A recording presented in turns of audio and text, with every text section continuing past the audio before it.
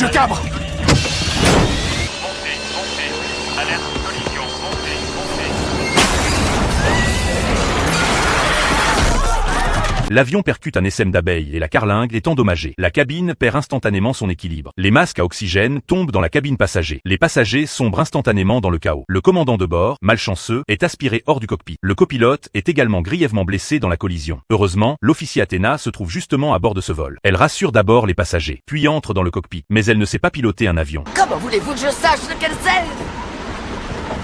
C'est celui-ci! C'est alors qu'un adolescent, James, se porte volontaire. Comme il joue au simulateur de vol depuis son enfance, il connaît tous les boutons. Il guide Athéna pour stabiliser l'avion. Mais le danger n'est pas terminé. Le trou à l'arrière dont je vous ai parlé, il vient de s'agrandir! Maintenant, la bonne décision est un atterrissage d'urgence. Athéna contacte le contrôle aérien et commence l'évacuation au sol. Elle dirige l'avion vers une zone peu peuplée. Athéna appelle son mari Bobby pour lui annoncer qu'il ne reste que 6 minutes de carburant. Bobby essaye de réconforter Athéna. Bobby, on a presque plus de kérosène! Il s'inquiète que cet engin fasse beaucoup de victimes.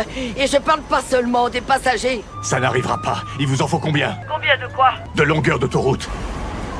Je dirais au moins 2 kilomètres! 2 kilomètres? Je vais vous donner plus que ça. Bobby, tu es sur l'autoroute 110?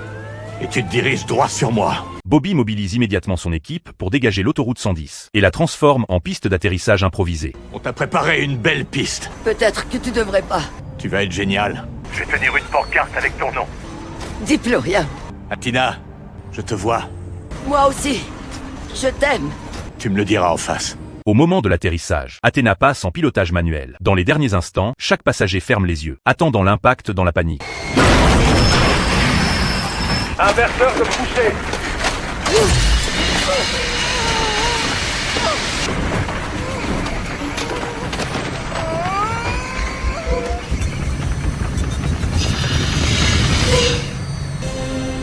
Bienvenue à Los Angeles.